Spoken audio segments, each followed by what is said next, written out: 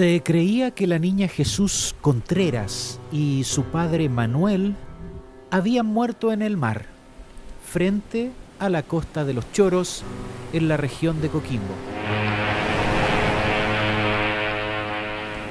Viajaban en el vapor Itata, que pasado el mediodía del 28 de agosto de 1922 zozobró con más de 500 personas a bordo, familias enteras, viajeros con la esperanza puesta en las riquezas del salitre nortino.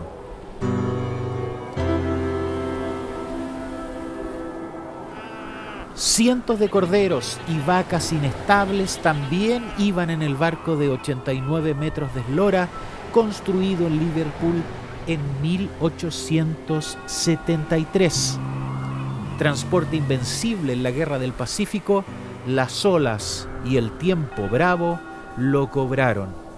Esta vez durante una misión señera, pero igualmente marcada por la muerte.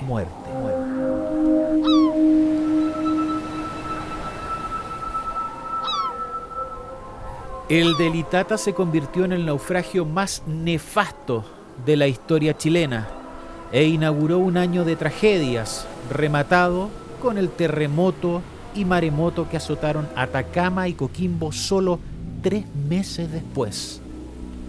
Demasiado mar en tan poco tiempo. El hundimiento fue anunciado por el célebre médium Jaime Galté, quien habría sido advertido en tiempo real por el espíritu de una de las víctimas, el ayudante de cocina Froilán González. El Itata se fue de campana, le comunicó. El marino no pudo ser parte de la veintena de sobrevivientes que llegaron a la costa. En el pueblo de los Choros dicen que algunos fueron confundidos con maleantes primero, alimentados y cobijados después.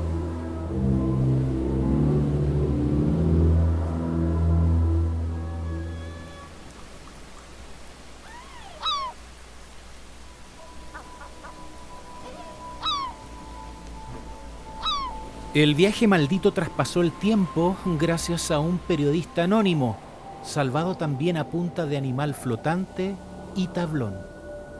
Él escribió la crónica de la catástrofe en primera persona, aunque allí no figuraban la niña Jesús ni su padre Manuel. En realidad, ambos nunca se embarcaron, pero eran parte de la lista de desaparecidos. Habían perdido el zarpe. Sus baúles siguieron con destino al norte y flotaron inertes, al igual que nuestros compatriotas. Con los años, una Jesús ya adulta le relató la historia del Itata a su hija, y ésta hizo lo propio con la suya. Yo, hoy, tengo la fortuna de ser heredero de ese viaje que mi bisabuela nunca llegó a tomar y de volver a relatarlo para ustedes.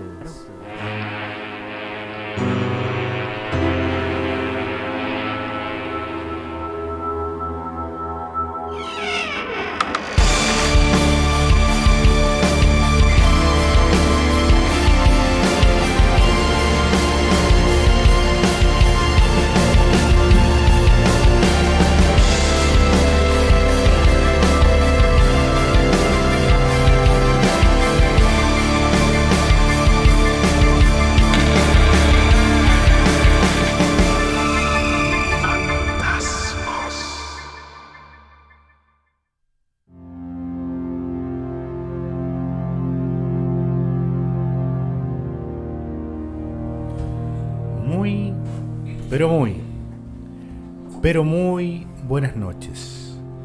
Ustedes han oído recién un relato escrito y llevado a sus oídos por Alejandro Pino Danque, que da cuenta de la tragedia marítima más importante que ha sufrido nuestro país. Nuestro programa Fantasmas siempre comprometido con la recuperación patrimonial, con la memoria y con la identidad de nuestra región, la región de Coquimbo, los ha llevado por distintos derroteros durante esta segunda temporada. Se subieron con nosotros y compartieron asiento del vuelo 304 de Aeronor. Estuvimos ahí sentados, ¿lo recuerdan? En ese vuelo fatídico del 9 de diciembre de 1982. También caminamos por las calles de Paihuano, aquel atardecer del 7 de octubre de 1998, y juntos también vimos extrañas luces en el cerro que está al frente. Y hoy, cuando el año 2019 comienza a despedirse, los invitamos a navegar en el último viaje del vapor Itata, un barco que fue protagonista de interesantes hazañas, que tiene historia, que tiene misterio y que fundamentalmente guarda algunos inquietantes secretos. Comienza Fantasmas.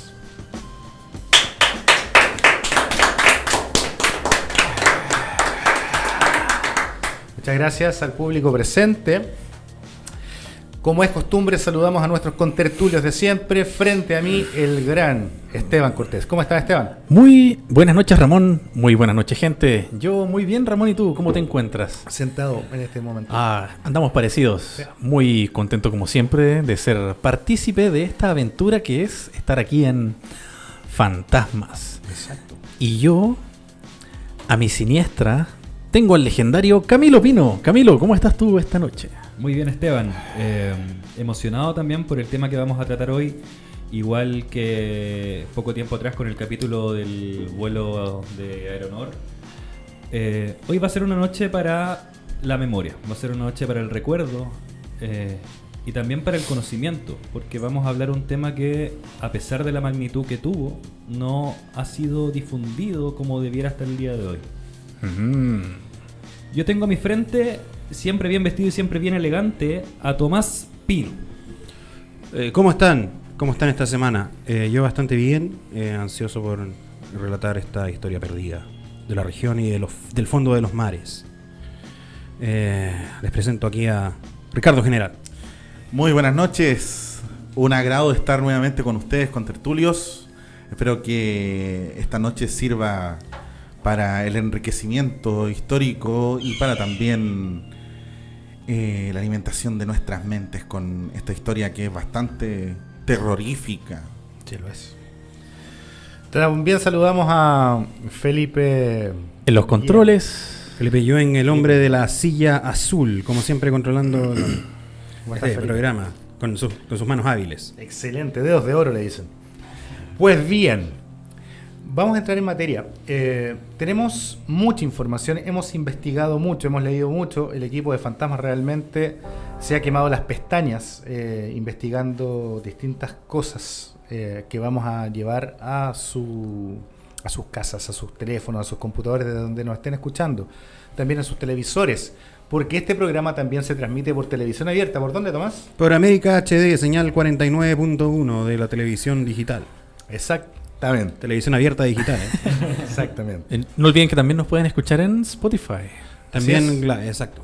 También en Spotify. Y estamos absolutamente en vivo. Tenemos nuestras redes sociales abiertas y se puede comunicar a través de ellas, con nosotros. Existe un relato, ¿vale? Un relato que yo escuchaba de niño por parte de mi abuelo y mi abuela, que es el que Alejandro en su relato inicial alude.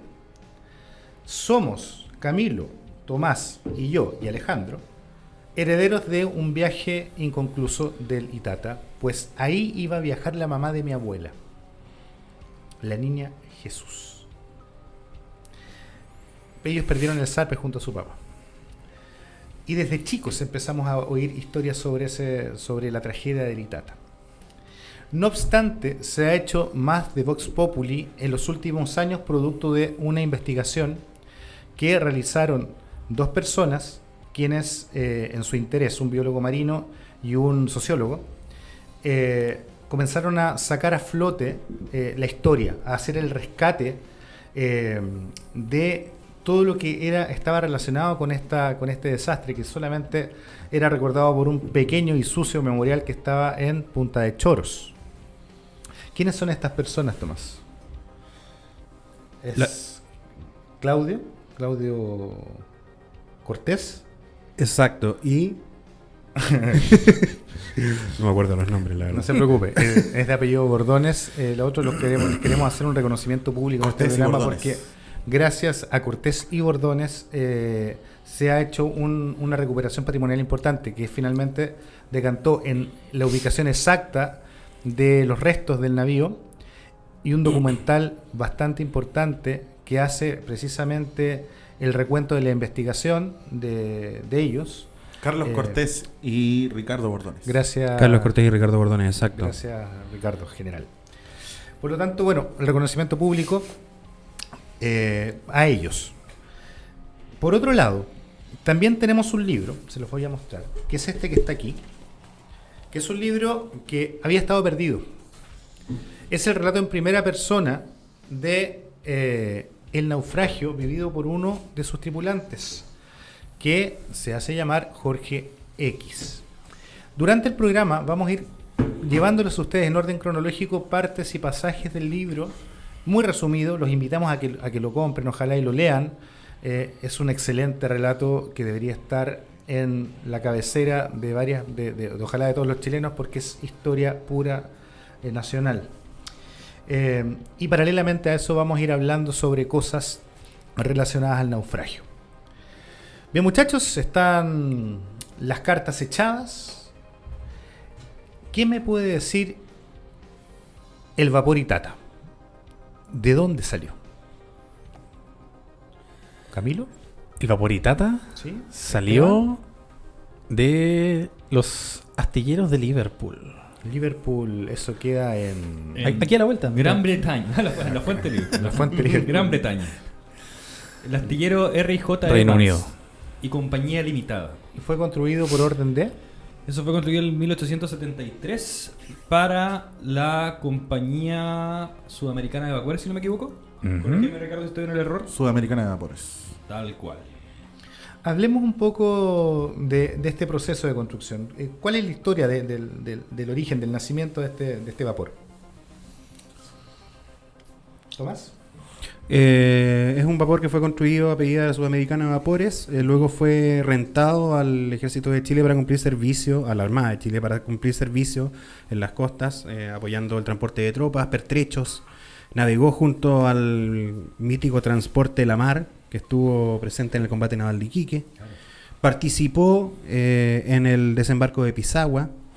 El desembarco de Pisagua es un desembarco histórico, ¿no? Es un desembarco histórico, porque técnicamente vendría a ser el primer desembarco Anfibio. Anfibio, un desembarco, Claro, digamos, ah, de tropas integral, el primero de la historia. wow. Otro desembarco famoso fue el de Normandía, por ejemplo. Claro. Del día D. Exacto. Toda esa historia de desembarcos partió en las costas de Chile, en Pisagua. Tuvo encuentros importantes también. Se encontró frente a frente con el monitor Huáscar Claro, cuando exacto. aún era de la Armada Peruana, de la Marina de Perú. Y posteriormente también anduvo navegando junto a él, pero cuando ya pertenecía a la Armada de Chile. Claro. Mira, las vueltas de la vida. Tiene más Frente a historia. nuestras costas, fue a las costas de Coquimbo. Así, ¿eh? También fue retenido en los puertos de San Francisco, en Estados Unidos. ¿Por qué motivo? Porque iban a hacer un envío de armamento a los insurgentes de la época. Exactamente, en la guerra civil de Para- 1891. Para derrocar a Balmaceda. Para derrocar a Balmaceda, estaba del lado de las tropas del Senado. Y lo mandaron a buscar armamento a Estados Unidos, y por un tema diplomático fue confiscado por algunos meses y luego liberado el vapor Itata. Eso entiendo que provocó un incidente internacional. Sí, y tuvo repercusiones políticas en Estados Unidos. A ver. el presidente de la época, que creo que fue, se me olvidó el nombre, no, no es un presidente muy conocido. Henry, ¿no? Apellido... Benjamin. Benjamin algo, sí. ¿Sí? Harrison. Benjamin Harrison. Él ordenó, bueno, él estuvo implicado en toda la retención que evitó la salida del Itata desde Estados Unidos, y eso después repercutió en sus intenciones de ser reelecto y perdió las elecciones. Wow.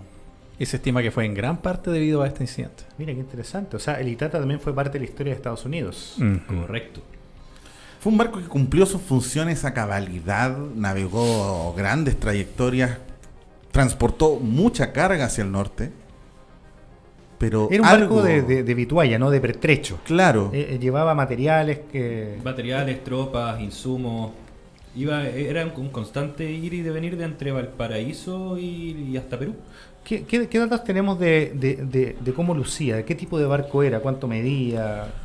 Era un barco que tenía de eslora, si no me equivoco, cerca de... 86 metros. No, 89 metros. 88,6 o 5 metros de eslora y unos 10 metros o 12 metros de manga. Era un barco que el casco era completamente de hierro y era propulsado por hélice. una maquinaria a vapor. Una maquinaria a vapor, vapor y bastante rápida. El mismo relato que hacía alusión Ricardo del encuentro que tuvo con el Huáscar fue frente a las costas de Tocopilla. Tocopilla. De Tocopilla. Entonces, el Itata logró visualizar al Huáscar y rápidamente partió rumbo a Antofagasta para dar aviso de la presencia del monitor. Un barco magnífico. Y era rápido en general, mucho más rápido que lo que era el Huáscar en ese tiempo. Y el Huáscar era un barco rápido. Claro. Me imagino que el Huáscar también era más pesado porque tenía blindaje y todo Claro. el tema. Entonces Rápidamente pudo huir de él. desplazaba más tonelaje. Me parece que en su época fue capitaneado por Lynch. Por Patricio Lynch. Por ¿no? Lynch. De hecho, él comandó el desembarco de Pisagua, entiendo. Exactamente. Algunos dicen que sobre la cubierta del Itata. Mira. Interesante. Oh. Sí, bonita imagen mental esa. Qué notable. Porque finalmente ese desembarco inclinó la balanza hacia el ejército nacional en contrapeso a la alianza que tenía Bolivia con Perú. Y de hecho, si los auditores buscan en la página web de la Armada de Chile, aparece dentro de sus navíos históricos el Vapor Itata. Exactamente. Pero este programa y estos panelistas han descubierto algunas cosas extrañas Muy peculiares. que no han aparecido en ningún otro reportaje ni libro que hayamos visto. ¿Qué es? ¿Había más de un Itata? Todo comenzó, estábamos conversando sobre cómo íbamos a hacer este programa. ¿Ya? Y empezamos a tirar la información entre nosotros y la información no cuadraba. Po. Unos vieron que el Itata había terminado en un lugar, otros vieron que el Itata había terminado en otro lugar, pero ¿cómo es posible? Alguien tiene la información mala. Claro. Nadie tenía la información mala. No la estábamos ordenando bien. ¿Cómo así? Hay un registro, o sea, cuando comenzamos a ordenar las ideas porque estábamos tirando nombres de Itata y con distintos destinos, Claro. dimos finalmente con una página que se dedica exclusivamente a mostrar registros históricos de naufragios. ¡Wow! Y ahí fue cuando dimos en el clavo. ¿Cómo así? Naufragaron 3 Itatas, pero parece que eran 4 Itatas. O sea, en un momento determinado hubo 4 barcos con nombre Itata, de 3 de los cuales naufragaron. Sí, Eso es más que curioso. el cuarto fue desarmado en Inglaterra, de regreso en Inglaterra. Pero eso todavía no lo podemos con lo que sabemos O sí sea, son de los 3. De los 3 es seguro que naufragaron. El tercero es como una mención que se le hace en una página El cuarto. del Museo Naval, el cuarto, del Museo Naval de Australia. O no deja de ser curioso que 3 barcos llamados Itata hayan naufragado en distintos lugares Claro. del mundo, y uno especialmente. O sea, en Pero- realidad 2 en territorio chileno. Exacto. Porque uno de ellos allá en esta región y el otro en Valparaíso, cerca de Valparaíso. Wow. Uno de bandera británica y el otro bandera chilena. Y el tercero, bandera británica, pero en Australia. En Australia. En Australia, claro. Wow. Se quemó. lo quemaron. Lo quemaron, exacto. Qué increíble. ¿eh? Increíble, Ese es un dato sí. muy curioso y muy extraño. Algo pasa ahí con el nombre Itata. en Algo los pasa barcos. sí. Sí, ¿cómo será el tema del nombre Itata que actualmente la Sudamericana de Vapores, que fue la dueña en un momento de este navío, tiene actualmente un buque, pero que se llama Río Itata, ya que La superstición del marino. la superstición del marino. Sí, ya hubiera sido el colmo, ¿verdad? Vamos a hacer un pequeño relato que vamos a ir complementando en la medida que vaya pasando el tiempo de este hermoso testimonio, hermoso, digamos, por lo que significa en términos patrimoniales, pero horroroso en la lectura debido a lo que cuenta, los horrores que cuenta, que se llama La catástrofe del Itata, escrito anónimamente por el autor que se hace llamar Jorge X, quien narra en primera persona su viaje. Él participó.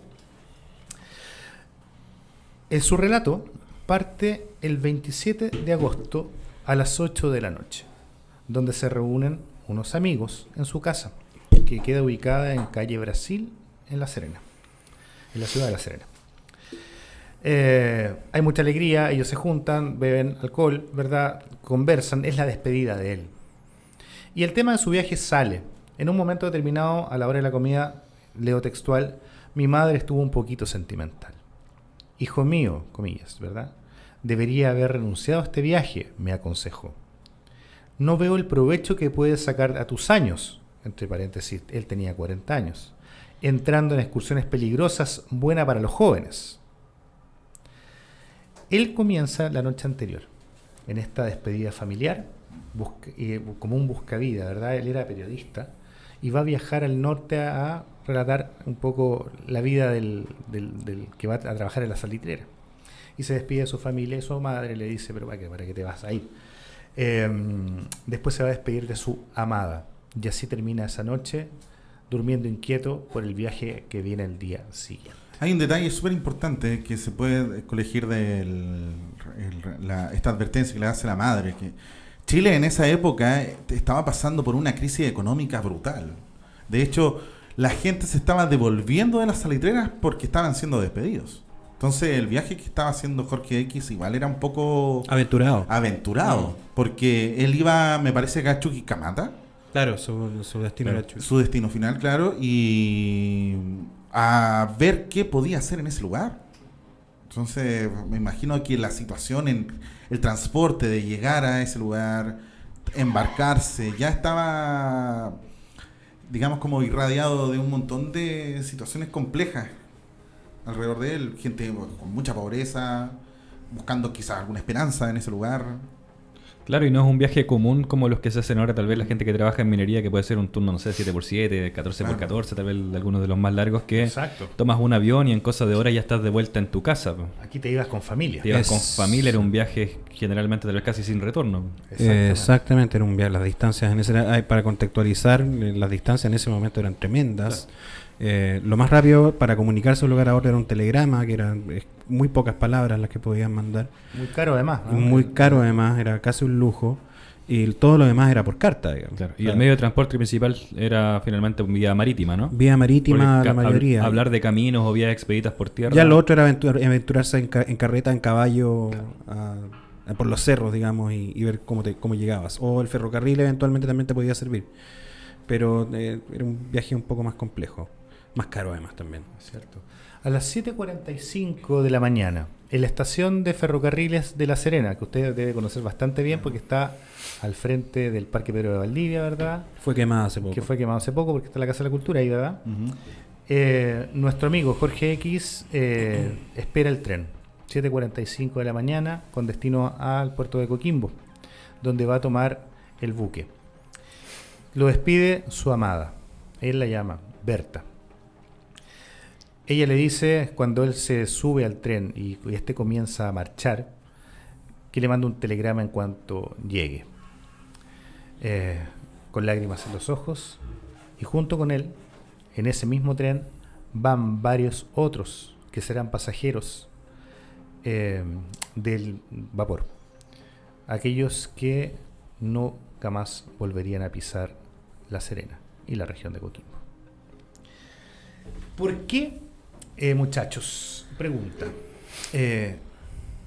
¿Por qué se hundió el Itata? Yo creo que hay que contextualizar la situación que estaba viviendo en ese momento el barco. Nosotros hablábamos de que en su momento fue dueño de la Compañía Sudamericana de Vapores, claro, fue arrendado a la Armada de Chile, después fue devuelto a esta compañía y esta compañía a su vez lo vendió. Y lo vende a una compañía que... En 1920 pasó a la Compañía Chilena de Navegación. ¿Ya? Y en ese momento, 2 años antes de la fecha del naufragio, sufrió ciertas refacciones que, en voz de propios especialistas en Valparaíso, que en ese tiempo se llamaban armadores, gente que se dedicaba específicamente a hacer refacciones a barcos. Perfecto. Durante estas refacciones que fueron añadidas ciertas estructuras para llevar más carga, para llevar más pasajeros, fue alterado el centro de gravedad del barco.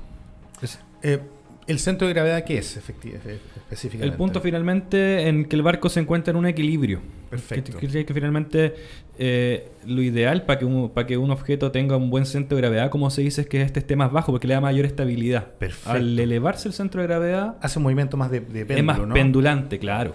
Tal cual. Entonces dicen que durante estas refacciones, 2 años antes, el centro de gravedad fue alterado. ¿Cachai? Perdió la facilidad que tenía para movilizarse y para aguantar tiempos más adversos o mareas más adversas. Este era un buque que aguantaba aproximadamente 300 pasajeros, digamos, como carga total, pero también se podía cargar con otros elementos. Entonces, al momento de hacer esta refacción se añade una suerte como de nueva cubierta. Claro.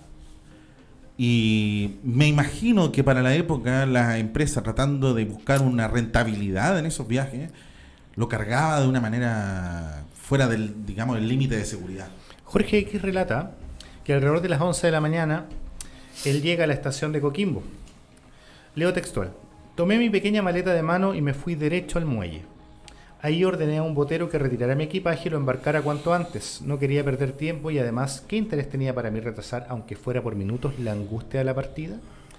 Él relata en este momento que ve cómo se descargan material, fardos fundamentalmente de pasto, y se cargan muchos animales, cabras fundamentalmente, algunas vacas, algunos caballos y otros fardos más de alrededor de 60 toneladas de material. ¿Es posible que la causa del hundimiento haya tenido que ver con la carga que Jorge, el protagonista de este libro, relata haber visto que se carga? Hay unos relatos clave en el momento de zarpar el buque.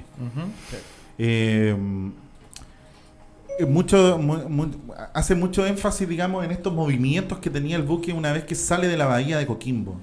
Y estos movimientos se acrecentan al momento de salir de la protección de la bahía. Eran movimientos pendulantes y sumado a una especie de mal tiempo que ya había sido mencionado durante antes, digamos, de zarpar. Seguramente todo este exceso de carga fue, digamos, como la benzina para el fuego, para que este movimiento se acrecentara. Tenemos una infografía que ustedes pueden revisar ahora en la pantalla de el Itata. ¿Cómo luce? Tomás, ¿lo puedes describir, por favor? Acá está, es un vapor de 3 cubiertas. Acá logramos verlo en la infografía. Tiene un palo mayor, un trinquete, la chimenea central, que es la que expulsa la quema del carbón que alimenta las calderas a vapor. Una eslora de 88 metros y un casco de fierro, calado de 6 metros. El puente al frente, súper importante para el detalle del relato del naufragio. Para que ustedes se vayan haciendo la imagen de lo que vamos a relatar luego en los minutos que vienen. Vamos a ver acá, ahí tenemos una foto de cómo lucía el vapor Itata al momento del naufragio. Mira, está notable el material. Mira, Jorge relata en su libro: eran las 11:30 de la mañana del 28 de agosto. El Itata salía de la rada de Coquimbo mientras los botes que lo rodearon durante las horas que estuvo fondeado regresaban ahora al puerto, llevándose a los parientes o amigos que habían ido a bordo a despedirse de algunos de los viajeros. Como siempre, en estos casos no faltaban las caras contritas y los ademanes que destilaban dolor, los míos entre ellos. Para botar la pena, subí hasta la cubierta del barco. Lentamente el Itata iba enfilando su proa con rumbo al norte. Se resolvían las olas crespas y obscuras al golpe de la quilla, y un chorro blanco hirviente espumoso saltaba y lamía los flancos de acero para simular después nívea cicatriz tras el paso del barco. «Qué feo el tiempo», escuchó que alguien decía a su espalda. ¿Qué pasa con el clima en ese momento? Se habían mencionado una serie como de una mar un poco Crispada, ¿no? crespada, claro. Sí. Se veían estas mar típicas, gruesa, ¿no? mar gruesa, se veían estas como puntas blancas, digamos, en el oleaje. Pero hasta el momento de la travesía, antes de enfrentar ese real mal tiempo, el movimiento del barco, si bien era un poco acentuado, no generaba mayor problema. El problema se genera cuando empieza a llegar a una zona que mencionan como los Altos de Coquimbo, me parece. Sí, los Altos de Coquimbo. Pasado Punta Teatino. ¿Qué pasa ahí? ¿Por qué es tan especial esa zona? Es especial porque ahí usualmente se abre un poco más el abrigo que tiene la bahía de Coquimbo, que es una bahía muy cerrada en particular. Ahí ya pierde consistencia, digamos, y ya los barcos salen un poco más afuera. ¿Ya? Y ahí, por un fenómeno que ocurre en el fondo marino y un tema de corrientes, siempre la mar es un poquito más agitada. Entiendo también que hay muchos bajos en ese sector, ¿no? Sí, en particular ahí hay el Bajo del Toro que le llaman. Los bajos son pequeños islotes, quizás, ¿no? O promontorios que por lo general están levemente sumergidos bajo la superficie, pero que cuando hay oleaje fuerte se descubren y se vuelven a cubrir, ¿verdad? Yo entiendo que es una zona de navegación bastante compleja, precisamente por el peligro de chocar contra estos bajos. Claro, o de encallar derechamente. Derechamente. Hay un elemento dentro de la navegación, antes de, digamos, cuando casi comienzan a enfrentar esta zona, es unos golpes. Hay unos golpes que sienten los tripulantes del barco. Y en su momento generan bastante temor, pero luego se dan cuenta de que justamente producto de este movimiento acentuado que tenía el barco, se comienza a desacomodar la carga. Mira, Jorge lo relata de la siguiente manera. Leo textual. Ya en mar afuera, como a las 12 del día, vimos cruzar más pegado a la costa el vapor Tofo, otro barco. Parecía hundirse y reaparecer bajo la ondulación de las olas, pero iba tranquilo y con marcha regular. Esto hizo desaparecer en mí todo temor racional, pero en el fondo pugnaba contra todo razonamiento un miedo triste. No desaparecía el Tofo de nuestra vista cuando en uno de los balances del Itata se sintió como un gran golpe profundo, lo que tú mencionabas, Ricardo, y el buque inclinó a babor. Parecía navegar así inclinado. Se dijo entonces que la carga se había desacomodado cayéndose al lado derecho. Hubo voces de mando, movimientos de gente, golpes de bulto que se cambian. El capitán había ordenado arreglar la estiba, pues efectivamente la carga se había desacomodado y el buque navegaba ladeado. Algunos pasajeros no podían mantenerse en pie en aquel plano inclinado y se aferraban a las barandillas. Pasábamos ya la punta de Teatinos. Entrábamos en esa zona peligrosa y legendaria de las alturas de Coquimbo, donde siempre el mar está agitado. Wow. Impresionante. Impresionante. Recuerdo que hablábamos con Tomás hace unos días sobre un relato que es mencionado, me parece, en un documental. Cuando la gente se empieza a sentir mal, los pasajeros se comienzan a sentir mal producto del movimiento. Exacto, lo que pasó ahí en particular, salen se enfrentan a las alturas de Coquimbo y la gente se empieza a sentir mareada porque el barco se mueve mucho. ¿Y qué hacen? Naturalmente buscan recostarse. Y por lo tanto muchas personas bajan a sus camarotes. Claro. Hay un viento, el surazo le dicen, ¿verdad? Que es el viento sur, que es bastante fuerte en mar abierto, ¿verdad? Jorge relata lo siguiente. El viento sur picaba fuerte y su violencia iba en aumento. El cielo oscuro, pesado como una inmensa capa de plomo, parecía presagiar una tempestad deshecha. La mar se movía en grandes olas pesadas. En la costa distante que a veces se divisaba se veía la espuma de las rompientes en grandes franjas blancas. De repente golpes de viento arrojan agua sobre la cubierta, se cierran las escotillas. El agua corre en la cubierta pero se vacían en los balanceos o se escurre por los desagües. Ya nadie queda en cubierta. Por las ventanillas de los camarotes asoman cabezas que miran asustadas. Los silbos del viento causan miedo. En la popa se amontonan los pasajeros de cubierta o de segunda clase. Impresionante. ¿Sabes qué? Yo tengo una anécdota con respecto a eso. Yo soy voluntario de un centro de rescate de fauna marina y una vez nos tocó ir a una liberación de un lobo marino. Y nuestro destino era liberarlo en las loberas que están alrededor de la isla, de los islotes Pájaros, que está al frente de Quebrada Honda, sí, de Caleta Horno. Entonces hicimos este viaje de salir de Coquimbo, navegar por la bahía, cruzarla, salir por Punta de Teatinos, y es efectivo que la mar es mucho más revuelta en esa zona. Íbamos en un velero, imagínate, navegando a muy pocos nudos y la cuestión se movía así, pero increíble cómo se mantiene el fenómeno. A mí me pasó Sí, dale. una vez en una fragata, es una historia larga, pero la versión muy corta. Una vez nos quedamos botados en la isla Gaviota, cerca de Isla Dama. Ajá. Finalmente nos tuvieron que rescatar en una fragata. Wow. Y he tenido la fortuna de subirme a embarcaciones de distinto tamaño, desde botes pesqueros muy pequeños hasta una vez un crucero. Y ahí veníamos en la fragata que nos traía de vuelta a Coquimbo, y cuando pasamos por esa zona es la única vez que yo me he sentido mal arriba de un barco. Mira. Es brava, efectivamente es brava y mantiene su bravura. Es otra onda. Es hora de revisar nuestras redes sociales. ¿Qué Oye, dicen sí. las redes sociales, muchachos? Está el chat en vivo en llamas. On fire.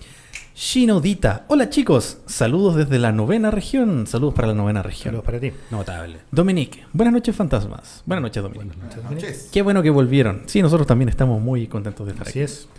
Sandra, qué bacán que tengan alguna conexión familiar con este hecho. Sí. Sandra después dice...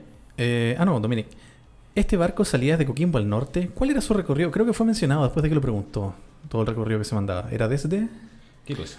El Itata. Al momento de momento de zarpar, llevaba tal cantidad de bultos, insumos, sacos de cemento, fardos que tenía destino de parar en distintos puertos. Claro, Incluso llegando hasta Arica. Salía de Valparaíso. Llevaba, por ejemplo, gran cantidad de fardos hacia el norte. Claro. Como el norte finalmente no hay vegetación, llevan un montón de fardos para mantener los animales ahí. Forraje. Forraje. Cierto.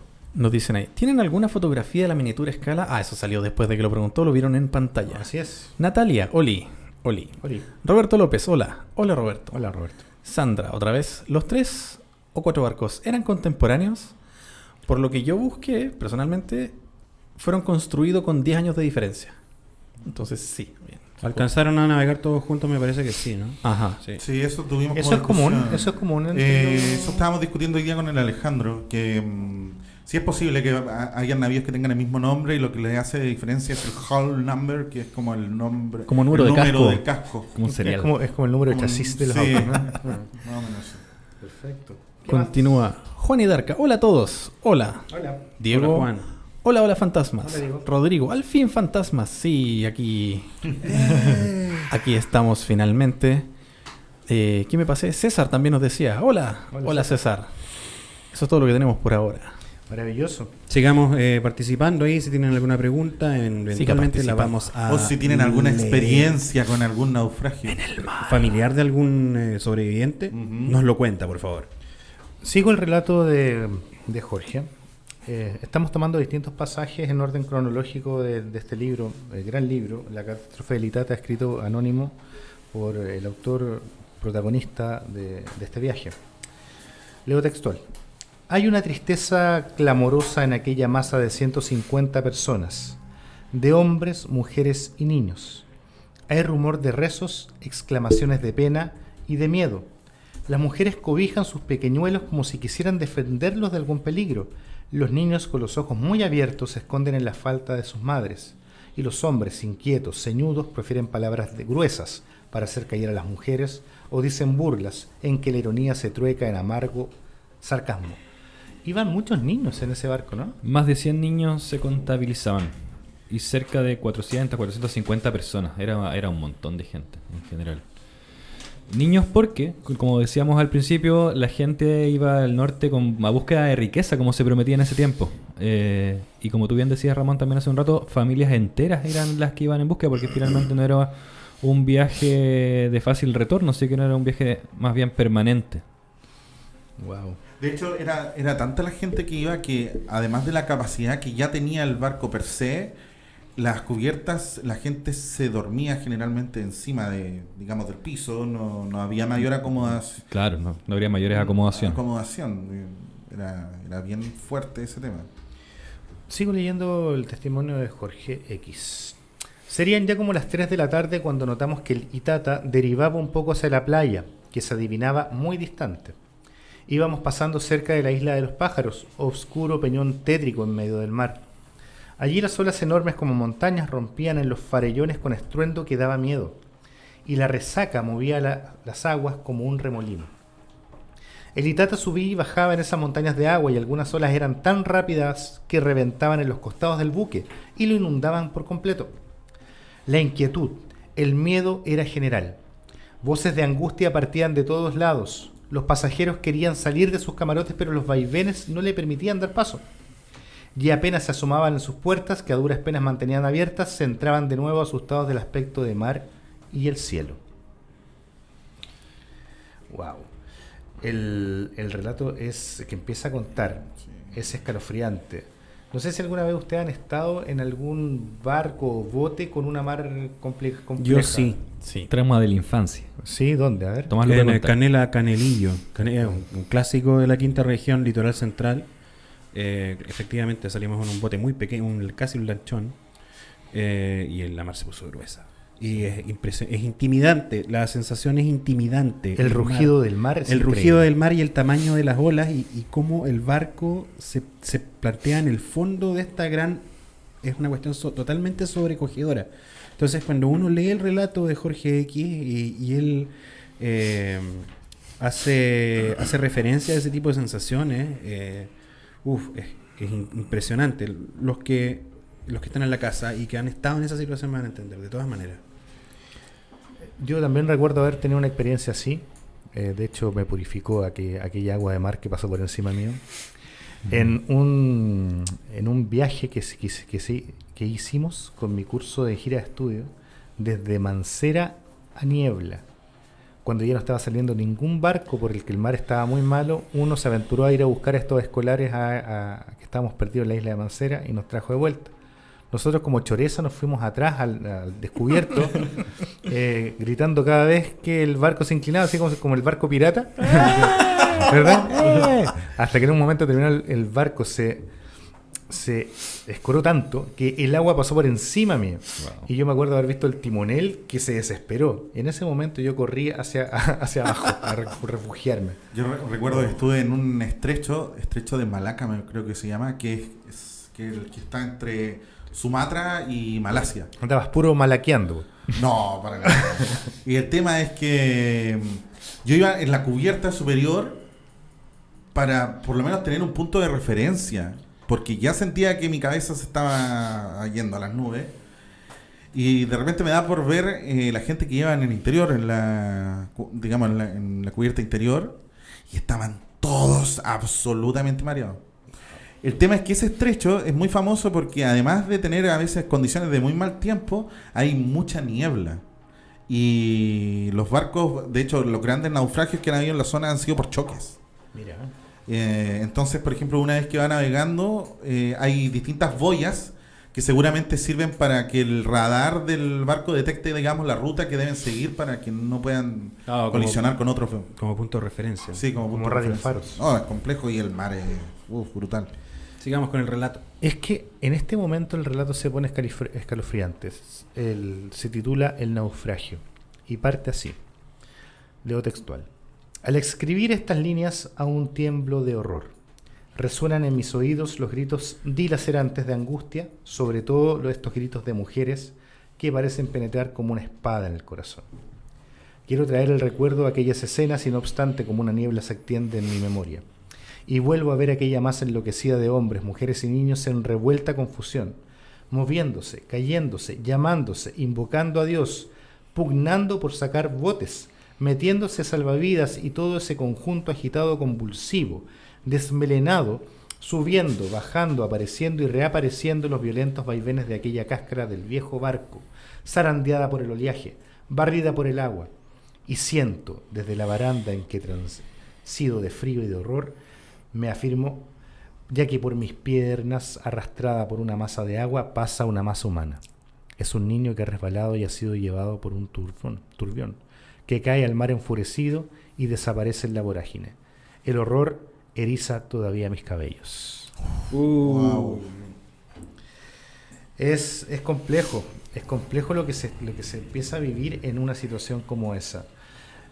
En términos mentales, psíquicos y cerebrales ocurre algo. El cerebro humano tiene tres dominios fundamentales. Un dominio que se le ha llamado el reptiliano, que es aquel que automatiza tus latidos cardíacos, la respiración, etcétera, te mantiene vivo. El cerebro límbico, que es aquel que controla fundamentalmente, genera la emoción, donde están las emociones, de ahí surgen. Este dominio límbico es un dominio emocional.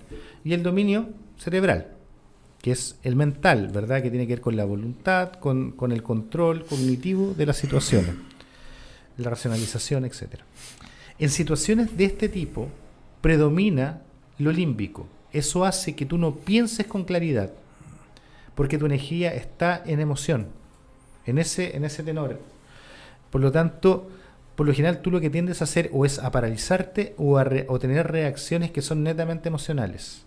No es de extrañarse que una persona que está en el mar ahogándose se afirme de otra, aunque la hunda, y sea quien sea, para sobrevivir. No lo hacen voluntariamente, conscientemente, lo hacen con este dominio límbico y emocional. Quiero que por un momento imaginen esa situación. ¿Cuál es la mejor forma de imaginarlo?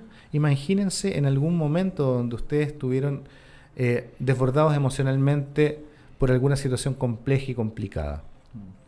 Y llévenlo a una cubierta de un barco con una mar gruesa, con un cielo nublado, viento sur complejo y un barco que amenaza muy rápidamente perderse en las profundidades del mar. Esa en esas etapas cuando las personas tienden a ver como una cronología de toda su vida, es como la aproximación al fin. Exacto. Exacto. Son experiencias cercanas a la muerte o de muerte. Sigo relatando. Leo textual. El viento tiene violencia de huracán. Levanta olas enormes que corren como fieras embravecidas y revientan en el costado del barco con un golpe seco, saltando en chorros hasta enorme altura. Hay un resonante crujimiento de maderas. Parece que todo fuera a desarmarse, abrirse y esparcirse por la mar hirviente. ¿Por qué me digo el capitán no vuelve al buque para que las olas no azoten su costado? Cada golpe de ola produce el ruido seco, a veces fragoroso de cajones que se derrumban. Fardos de pasto ruedan de un lado a otro y chocan con las puertas de los camarotes. ¡Dios mío! Y esos camarotes que parecen ya pequeñas tumbas. Hay personas que entre barquinazos y temores lloran y rezan y que encajonadas de antemano se creerán muertas o en los lindes de la vida. El barco ha perdido su control. El timón se ha roto con la violencia del oleaje al querer hacerlo virar. Momentos de terror. Ya el buque está ingobernable y a merced de las olas. En ese momento, alguien en Santiago se entera de esto. Y no es precisamente por un radiotelégrafo. ¿Qué es lo que pasa, Tomás? Pasa que, bueno, Alejandro mencionó a esta persona llamada Jaime Galté, una persona muy enigmática que es muy seguro que tratemos algún programa especialmente sobre él y sus premoniciones. Un psíquico pero ya fabuloso, es increíble.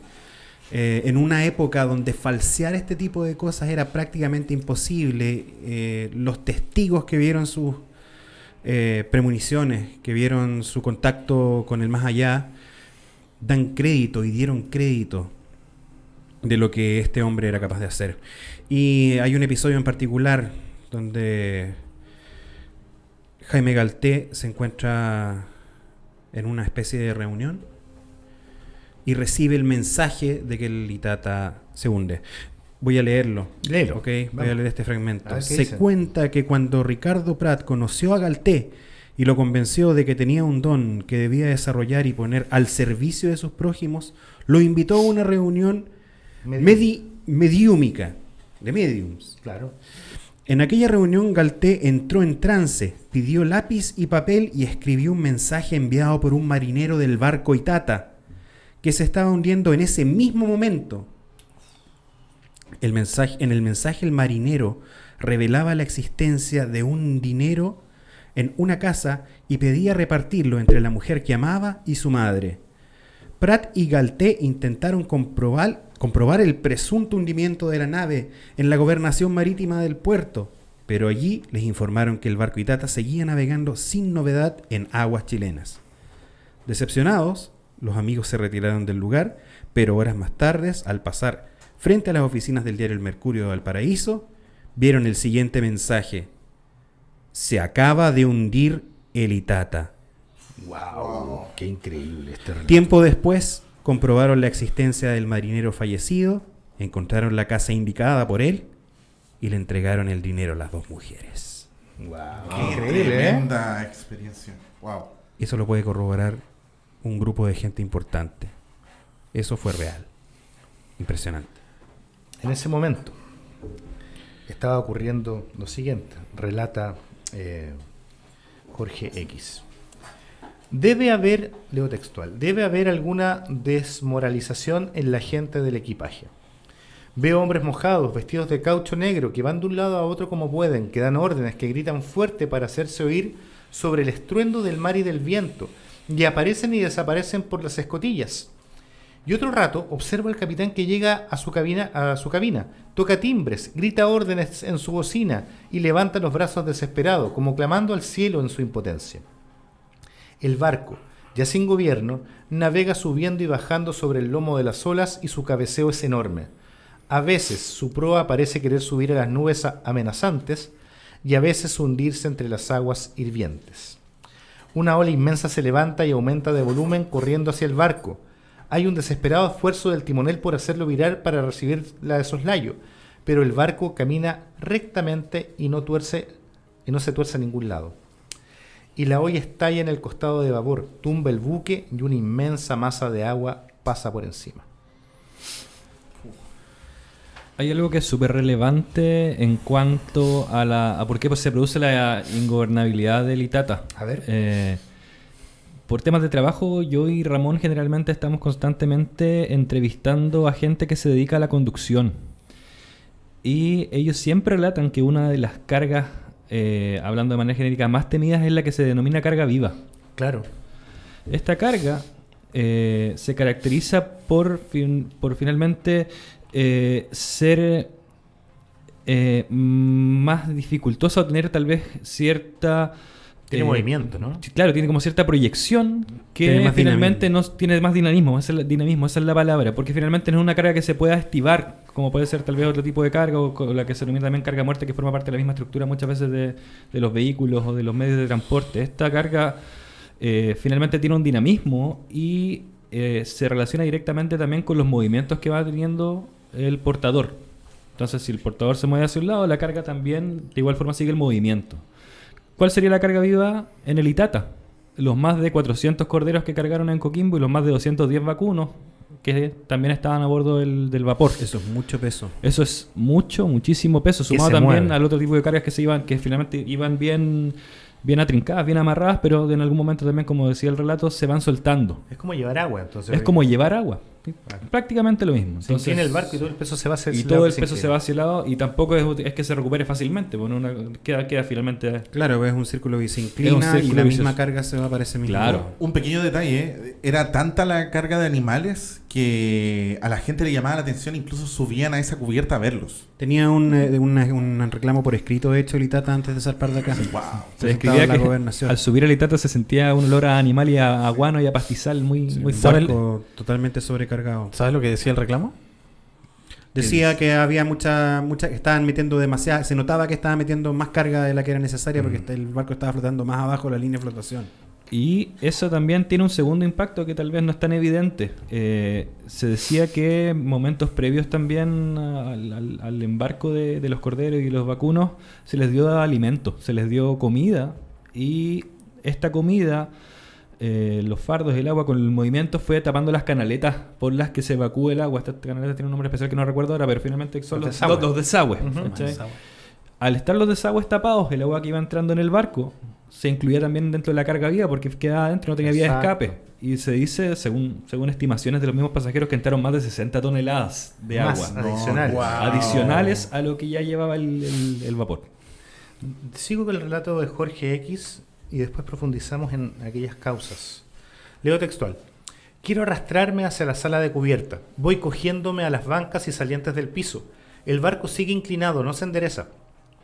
Un griterío inmenso, dilacerante, se eleva en todas partes del buque inundado, de los camarotes a los que se asoman caras pálidas y desencajadas chorreando de agua, de la cubierta de segunda, donde la masa humana revuelta tumbada, rodando entre camastros y rollos, es como un informe amontonamiento de bultos. Y luego, sobre este griterío, dominándolo con una nota de profunda tristeza, el mugido de los bueyes, el balido de los corderos, que con el golpe se han corrido hacia un lado formando otra masa semoviviente e informe. El horror crispa mis nervios, a pesar de que en mis hábitos de periodista pugno por conservar la claridad de la visión y la tranquilidad del ánimo. Era semejante a esta tranquilidad que precede al final desenlace de la vida. No me hacía ilusiones, bien veía que no había esperanzas de salvación. El capitán, de apellido Caldera, que había logrado permanecer en su cabina transmitiendo órdenes, fue sacado por la violencia de la ola y rodó chocando contra el palo mayor y el reborde del techo del comedor. Le vi levantarse sangrando por la boca. Se había roto la barba. Era el momento supremo. Ya la cubierta se veía invadida de pasajeros enloquecidos, brutales que clamaban, que insultaban al capitán, que iban cayéndose y levantando, al cual se le exigía que hiciera echar los botes y se embarcara a la gente, lo cual hizo posteriormente. ¿Qué pudo haber salido mal? Así, fue la carga, fueron las refacciones, fue el clima, fue negligencia de la tripulación. ¿Qué será? Interesante pregunta. Yo creo que como todas las catástrofes es una seguidilla de eventos desafortunados, lamentablemente.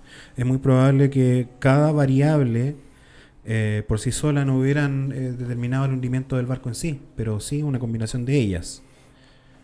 ¿Qué responsabilidad tendrá la tripulación, Camilo? Puede que en ese tiempo, como decía también Ricardo hace un rato, se hablaba de que era común sobrecargar los barcos para finalmente, porque era un negocio. Ir a los distintos puertos, cobrarle a los clientes para poder llevar sus cargas. Entonces, mientras más carga, más lucas, mejor negocio. Entonces, era una común. Eso puede ser parte también de las responsabilidades de la misma tripulación.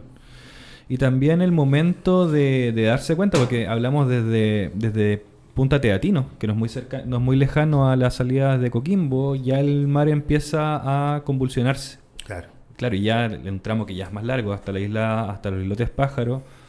Yo pienso en lo personal que se pudo haber tomado una determinación mejor, tal vez de haber vuelto antes a Coquimbo y no esperar a que la mar se hubiera vuelto tan brava. O sea, la primera señal que hubo fue cuando el buque se ladea. Claro. Si la gente no se puede mantener en pie y el capitán en ese momento no toma una decisión, estando aún cerca del puerto de origen, claramente una negligencia. Es complejo. Bien, sigo el relato de Jorge X, leo textual.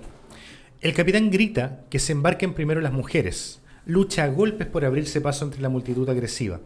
Entretanto, se desamarra el bote y ya algunos aferrados a los hierros de la toldilla se trepan para meterse en él antes de que baje. Una escena que me recuerda escenas de la película El Titanic, ¿cierto? Los tumbos del buque casi no permiten la maniobra.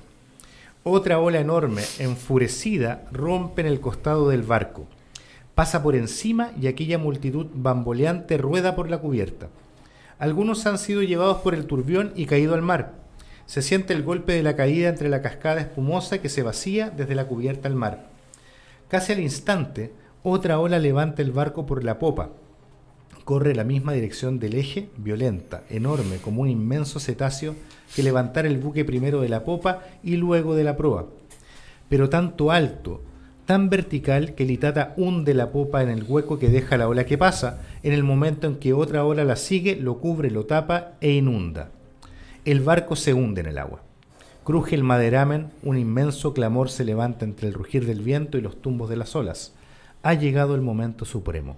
La muerte nos traga. Uf. ¿Dónde está el Itata en este momento? ¿Ahora? Ahora. En este momento se encuentra a 200 metros de profundidad frente a las costas de aquella caleta llamada Totoralillo Norte. Que tiene un cariz especial, lo conversamos, ¿verdad? Sí, para la gente que no lo sabe, lo puede estar confundiendo con Totoralillo, que es esta península que está en la salida de Serena hacia el sur. Totoralillo Norte es otra caleta que queda hacia el norte, cerca de Chungungo. Hay como 3 totoralillos en la cuarta región. Sí, pero estoy hablando de Totoralillo Norte que queda acá, cerquita. Y ustedes visítenlo cuando vayan. Es una pequeña caleta, tiene los restos de una construcción que era una fundición, una antigua fundición. Cuando vayan, reflexionen sobre esto, miren el mar, piensen que el barco está hundido ahí, piensen en las horas de terror que tuvieron los náufragos antes de encontrar finalmente la muerte entre las olas. Repasemos rápidamente Las redes qué sociales. nos dice la gente. Vamos. Aquí saluda Boom1999, se mandó 3 comentarios. Mi tía me acaba de comentar que mi bisabuela viajó en el Itata, pero no en el naufragio, sino que en 1910. Aún así, ella al crecer siempre le impactó el hecho de que hubiera estado a bordo de una nave que pudo haber sido su viaje, el que había sido el del naufragio. Creo que a todos nos daría escalofrío saber que el avión bujo barco en el cual viajamos haya tenido un accidente en otro viaje, poco después de habernos transportado, creyendo que nos pudo haber pasado a nosotros. Cierto. Dominique, escalofriante. Helen nos dice, qué interesante que estos relatos de catástrofes marinas enriquezcan también una parte súper importante de la historia del país, que no debe quedar en el olvido. Excelente el bosquejo que nos han construido en el programa sobre esta tragedia. Después nos dice Sandra, en ese tiempo no había algún tipo de legislación que exigiese carga máxima o alguna información técnica del tonelaje máximo del barco. Sí. Es una excelente pregunta. Bueno, de hecho, en el libro se relata que el tema de las refacciones nunca fue fiscalizado. Claro. De hecho, la persona que lo habla es una persona que trabajaba justamente en esas materias. Un armador. Un armador. Y estaba fuera de toda lógica lo que se hizo. No tenía ninguna digamos, como ángulo de protección en torno a la seguridad de la navegación. A mí me parece que se había legislado también, se había sacado una ley que hacía que Sudamericana hiciera la mayoría del transporte de carga en el país y aprovechaba al máximo los viajes, digamos. También sale mencionado en el libro. El armador se indicaba que él, siendo de Valparaíso y teniendo el oficio de armador, él reconocía como una de las causas principales eso, el tema de la modificación, porque primeramente él, conociendo el oficio, reconocía que no había nadie capaz de hacer un buen trabajo en el tema. Claro. Y aparte lo que decía Ricardo, que tampoco él se pudo percatar que haya habido una buena fiscalización en cuanto al armado. Nos queda el último comentario. Hasta el momento dice Dominique, clásico hasta el día de hoy. Es fácil recordar accidentes así por falta de procedimientos. Por ejemplo, Fatch. Creo que alude al accidente reciente. Exacto. Hay cosas que no cambian en este país. ¿Será la Chilean Way? De Chilean Way, claro, puede ser, de todas maneras. ¿Qué nos queda? Sigue el relato de Jorge X. Leo textual. Una voz ronca, preñada de angustia, llega hasta mí, muy cercana. En el estrépito de aquella batalla por la vida, es una voz que conozco. Socorro, grita, sáqueme de aquí. Es Crisólogo Izquierdo, y había asomado a la ventanilla de su camarote. Está bloqueado, con el rostro congestionado, en los ojos que saltan de las órbitas, en el escaso pelo revuelto se ve su angustia. Gordo, plácido, charlador, con una voz baja, confidencial. Siguiendo su costumbre, se había metido en su camarote para no ver la tormenta que le causaba miedo. Los tumbos del barco habían amontonado frente a su camarote rollos de cuerda y fardos de pasto que lo bloqueaban. La puerta, cargada por la inclinación del barco, tampoco se había podido abrir. «¡Salga por la ventana!», le grito. Oh, el ventanillo es pequeñísimo, apenas asoman en él la cabeza de Izquierdo. En el oleaje y el planeo del Itata van hundiéndolo rápidamente. Crujen las maderas y saltan puertas, ventanas de los camarotes. El palo de proa se tuerce y quiebra con enorme ruido y amenaza caer hacia la popa. Toda el armazón de los camarotes se tuerce, se rompe la tablazón. Saltan palos quebrados. Ya el agua me moja las piernas. Yo sé que en el instante preciso me lanzaré al abismo. Yo quiero hacerlo en el último instante para salvar en alguna madera o ser trabado por el torbellino, y por un instinto de miedo dilato el momento. Miro a Izquierdo, que ha sacado la cabeza por el ventanillo, haciendo esfuerzos sobrehumanos por sacar su cuerpo. Pobre gordo, digo yo. Cuántas esperanzas, cuánta lucha fatigosa se irán con él. Comerciante o tratante en las pulperías de la Pampa de Iquique, recorría a caballo sus cacerías y ahora llevaba para los ingleses equitadores, unos pocos caballos finos embarcados en Valparaíso y una gran cantidad de mercaderías, telas, granos, baratijas, para esparcirla entre los empleados y saliteras. Y ahora, con los ojos desorbitados, congestionado, ve acercarse el momento fatal, encajonado en el camarote como en una tumba. ¿Cuántos como él, por huir del mar embravecido y del mareo, se encerraron en sus camarotes y ya no pudieron salir? Oigo gritos que me parten el alma. Las oleadas inundan los primeros camarotes de popa.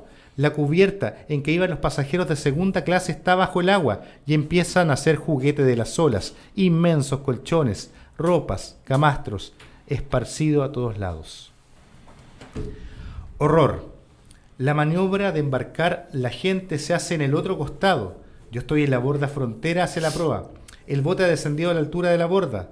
Ya está lleno y empieza el descenso hacia las olas que suben y bajan. Ya se largaron los cables. Esta maniobra ha sido brevísima. ¿Cuántas personas sobrevivieron al naufragio? 28. 26. personas, la mayoría tripulantes. Entiendo que solamente pudieron bajar 2 botes salvavidas. No había más botes en realidad. No había más botes salvavidas. Y uno de ellos incluso se volcó al bajar. Claro. Tal ¿Verdad? cual. Entiendo también que el segundo bote recogió al capitán Sí. y que ese bote con esa tripulación se volcó en la rompiente de la orilla, donde se ahogaron la mayoría. Claro, porque en el tema de las rompientes, el bote se dio vuelta y la gente no atinó a saltar. Mucha de la gente que iba a los botes, porque esos botes tenían más o menos capacidad para 30 o 35 personas.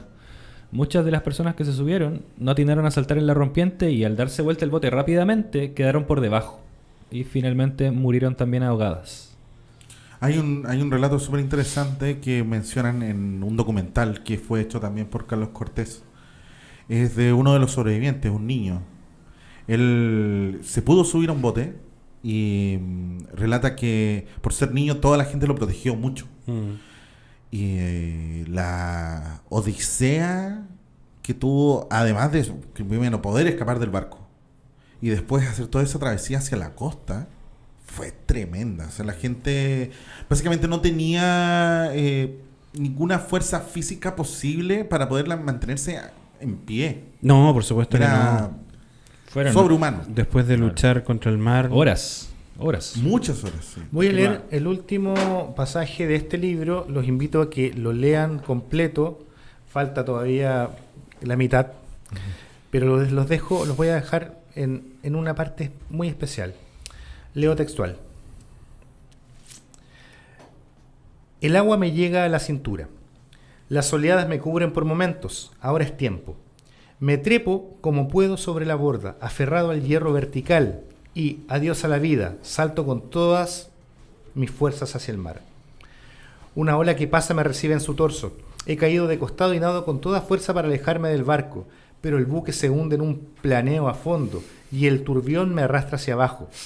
Creo morir. Un instinto supremo me hace luchar y muevo brazos y piernas y salgo a flote, medio ahogado, los ojos turbios sintiendo estruendos de mar en la cabeza, dentro del cerebro.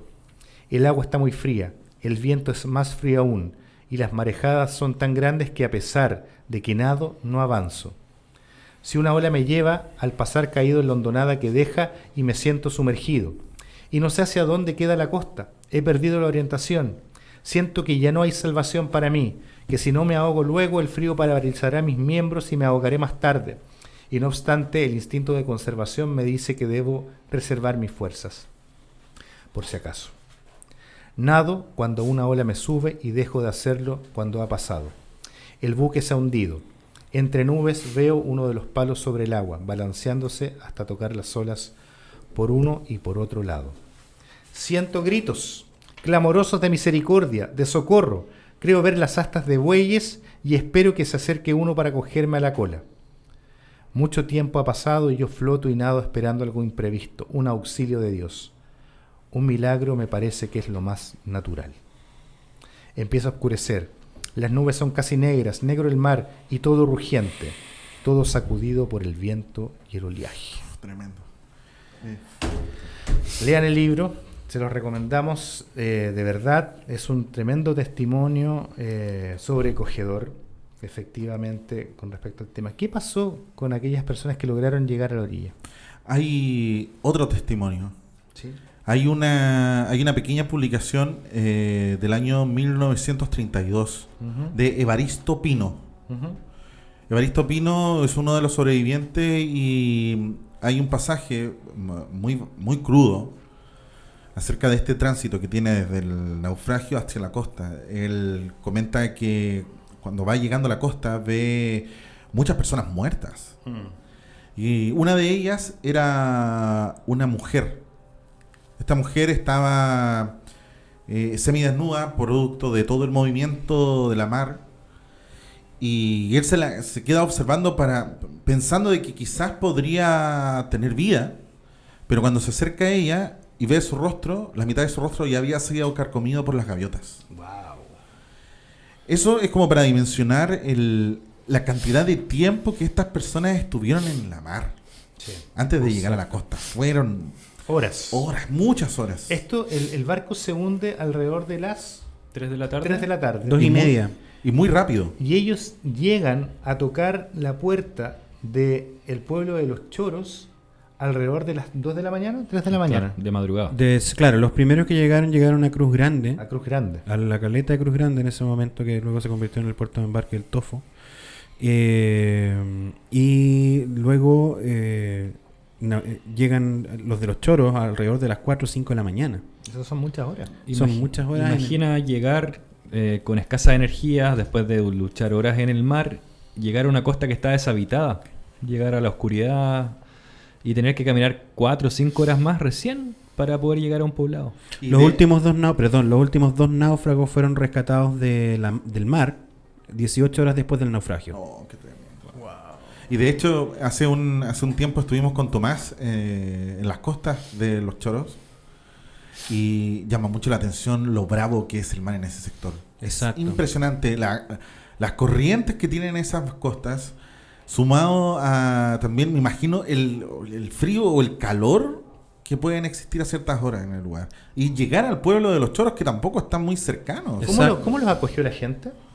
La gente que vio llegar a los náufragos de Los Choros al principio sintió temor. Pensaron que por las tempranas horas a las que habían llegado a tocar la puerta podían ser algún tipo de maleante. Algunos también los confundieron con almas en pena. Exacto, también. Y no quisieron abrir sus puertas. Finalmente abren sus puertas y los acogen, tal cual como lo relató Alejandro en el Loto. De ahí se deriva un pequeño relato, no un relato, es una especie de leyenda que surge en base a esto. Dicen que los náufragos que llegaron a Los Choros, a la playa grande de Los Choros, y que tuvieron que caminar una cierta cantidad de kilómetros para poder llegar al pueblo, fueron guiados por unas misteriosas luces. ¿Cómo así? Ellos llegan desorientados, por supuesto, con muy poca energía, cruzan porque la situación es la siguiente: está la playa grande de Los Choros y cruzas un campo de dunas, ¿ya? Que tienen mediana elevación, no son muy elevadas en realidad, son dunas bastante fáciles de atravesar, pero tú no puedes llegar a ver inmediatamente tierra adentro el tema.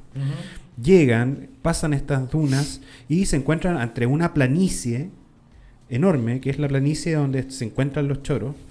Y ellos pudieron haber partido para cualquier lado. Estamos hablando de un pueblo que, bueno, tenía ya sus años de existencia, pero que estaba obviamente desarrollado en una cantidad muy discreta, digamos, ¿ya? No había luminaria como la conocemos hoy, probablemente todo se encendía a vela o a parafina, por lo tanto no tienes cómo guiarte hacia los focos de la ciudad, por ejemplo. En ese contexto y todavía con falta de luz en la mañana, ellos logran visualizar unas luces a lo lejos que ellos siguen por instinto, que finalmente un poco antes de llegar al pueblo desaparecen. Wow.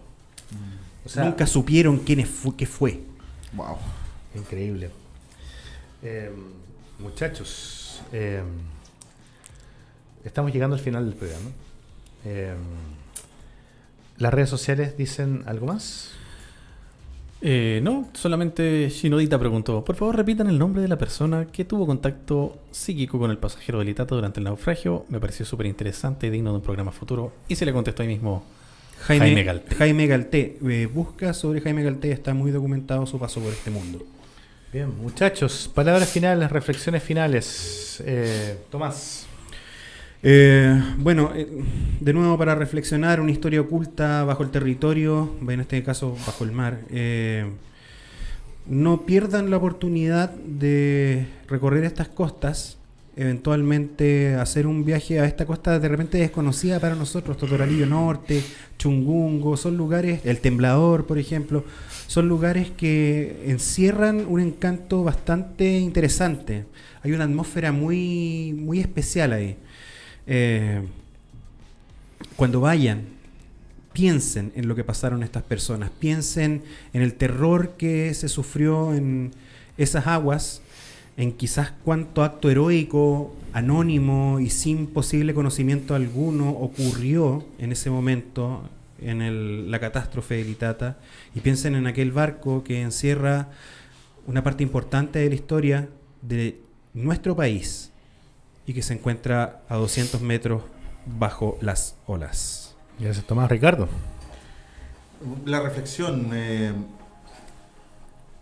Pienso en todo lo que hemos sufrido, digamos, en cuanto a este tipo de catástrofe en este país. Hace muy poco tuvimos la lamentable noticia de que se perdió un avión de la Fuerza Aérea con 38 personas que se sacrifican para ir al territorio antártico. Y producto de un mal protocolo. Casa 212, producto también de un pésimo protocolo. Así es. Y esta tremenda tragedia donde mueren más de 100 niños, más de 500 personas, porque realmente no tenemos la contabilidad oficial. Quizás había muchos polizones en el barco. Entonces, esta forma que tiene nuestro país a veces de manejar las situaciones. Y por otro lado, ¿por qué no son recordados como deberían? ¿Porque no llevaban un tesoro? O sea, sí llevaban un tesoro. 500 vidas. Exacto. Pero ¿por qué la gente no dedica los tremendos esfuerzos que, por ejemplo, se realizan en Juan Fernández por buscar un cofre? ¿Por qué no se dedican a buscar la memoria de personas que quizás todavía están sufriendo? Eso. Por no tener a sus deudos. Entonces, la gran reflexión es que hay que instar a la ciudadanía a que se preocupe, digamos, de la historia, porque eso es lo que finalmente nos construye también el futuro. Cierto. Gracias, Ricardo. Camilo. Acoplándome un poco a las palabras de Ricardo, recalcar y realzar el tremendo trabajo de Carlos Cortés y Ricardo Bordones en este tema, porque sin ellos finalmente esta memoria no hubiera vuelto. No, en ningún caso. Ellos fueron fundamentales, su trabajo fue fundamental, principalmente junto también a la colaboración de la Armada para poder solamente hace 2 años atrás encontrar el Itata. Estaba desaparecido, 90 y tantos años, 92, 94 años, desaparecido completamente. Físicamente y también en general de la historia o del imaginario. Entonces, recalcar mi agradecimiento también personal hacia ellos. Eso. A la memoria también de los fallecidos, porque muchos naufragaron, muchos sobrevivieron, muchos llegaron a la costa, pero muchos más aún están ahí abajo. Exacto. Eso, Camilo, gracias. Esteban. Uy, no creo que pueda agregar nada mucho más allá de lo que los chicos acaban de comentar. No me queda nada más que decirle a los espectadores que en la historia del mundo, la historia naviera, han habido cientos y cientos y cientos de naufragios.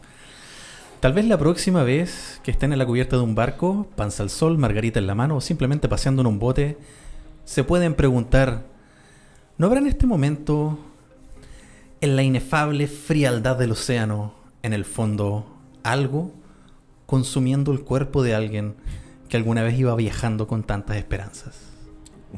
Wow. Les quiero recordar que este episodio ya desde mañana pueden revisitarlo en YouTube, que revisen también los podcasts en Spotify de Fantasmas y de los otros programas de No Más Radio, y que sobre todo también nos vean en América HD, de la señal 39.1 de televisión abierta digital, y eso. Bien, estimados auditores, Siendo el penúltimo programa del año. así es. Uy, Hemos recorrido un trecho, millas náuticas en este programa, con un final complejo. De pronto nos sentamos al mar, frente al mar, a sentir la brisa marina, a sentir el sonido del oleaje tan ancestral que es, a abstraernos mirando la orilla, que lame el mar, asumiendo que ese paisaje no ha cambiado en miles de años. Pero no nos olvidemos también de que el mar es el cementerio más grande que existe en este mundo. Allí descansan personas a las cuales nadie puede arrojar flores o visitar, sino que simplemente sentir en esa brisa del mar sus últimas palabras, sus últimos pensamientos y sus últimos afanes y esfuerzos. Por lo tanto, los invito a que vayan a la playa, vayan a la orilla y dediquen un pensamiento a todos aquellos que están ahí, mirándolos desde el otro lado, desde bajo el agua. Algo para pensar esta noche. Cuidado con los sueños húmedos que pueden naufragar en ellos. Buenas noches.